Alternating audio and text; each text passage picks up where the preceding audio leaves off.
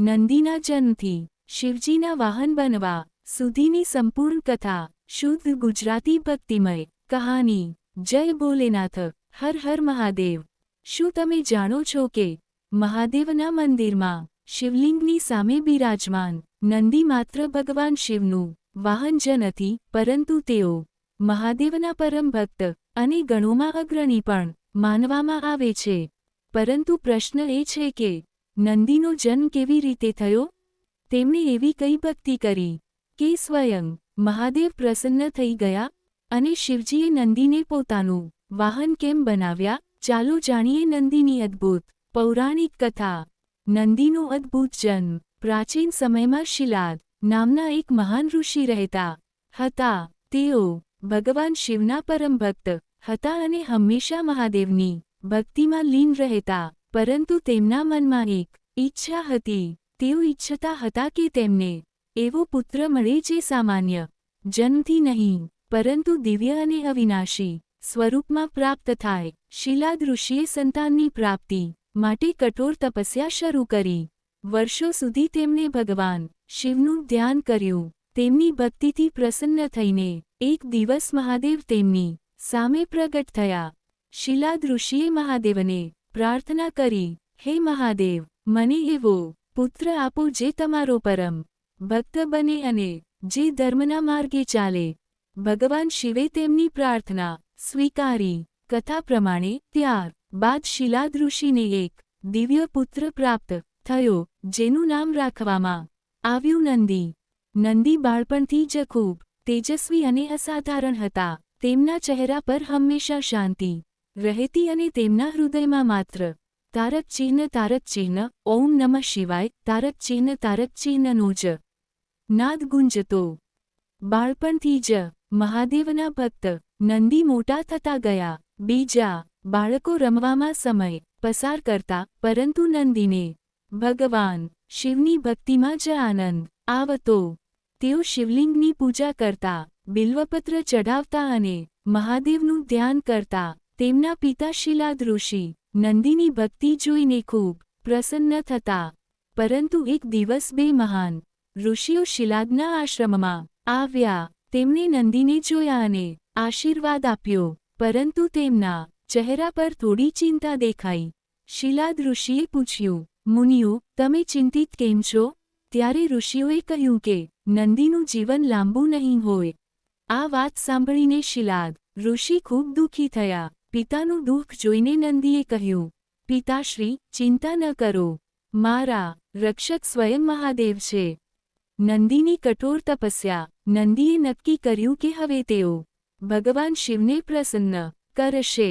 તેઓ એકાંતમાં ગયા અને કઠોર તપસ્યા શરૂ કરી। દિવસો પસાર થયા, અઠવાડિયા પસાર થયા, મહિનાઓ પસાર થયા। નંદીના શરીર પર ધૂળ જામી ગઈ, પરંતુ તેમનું ધ્યાન એક ક્ષણ માટે પણ મહાદેવથી હટ્યું નહીં। તેમના મુખેથી સતત એક જ મંત્ર નીકળતો, ઓમ નમઃ શિવાય, ઓમ નમઃ શિવાય। નંદીની અડગ ભક્તિથી આખું વાતાવરણ પવિત્ર બની ગયું। અંતે તેમની ભક્તિથી પ્રસન્ન થઈને ભગવાન શિવ સ્વયં પ્રગટ થયા। મહાદેવે આપ્યું દિવ્ય વરદાન। મહાદેવને પોતાની સામે જોઈને નંદી ભાવવિભોર થઈ ગયા। તેમણે હાથ જોડીને કહ્યું, હે મહાદેવ, મને ધન, વૈભવ કે કોઈ રાજ્ય નથી જોઈએ। મને તો માત્ર તમારી ભક્તિ જોઈએ। નંદીની નિસ્વાર્થ ભક્તિ જોઈને મહાદેવ ખૂબ પ્રસન્ન થયા। ભગવાન શિવે કહ્યું, નંદી, તું માત્ર મારો ભક્ત જ નહીં, પરંતુ મારા પરિવારનો એક અવિભાજ્ય ભાગ બનીશ।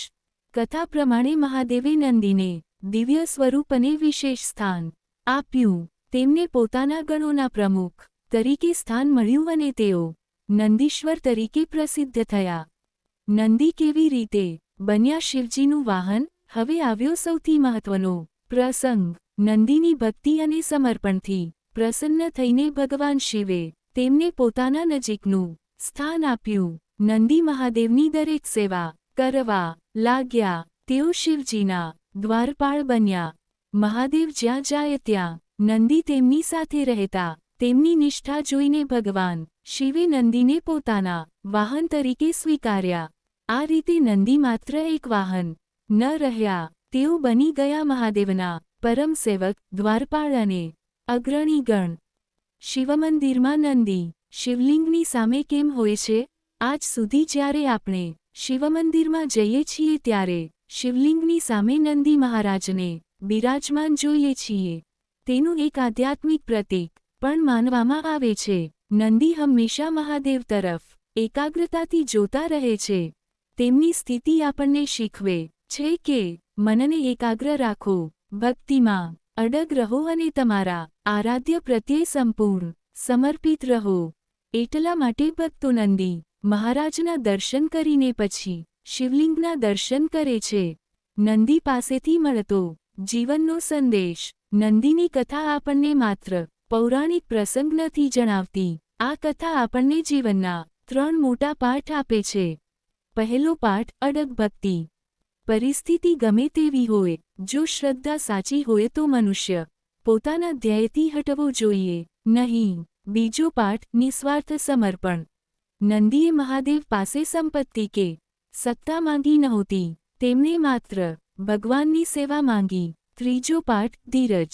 નંદીની તપસ્યા આપણને શીખવે છે કે સાચી સિદ્ધિ માટે ધીરજ અને વિશ્વાસ જરૂરી છે. અંતિમ સંદેશ. તો મિત્રો, નંદી મહારાજની કથા આપણને કહે છે કે સાચી ભક્તિ ક્યારેય વ્યર્થ જતી નથી.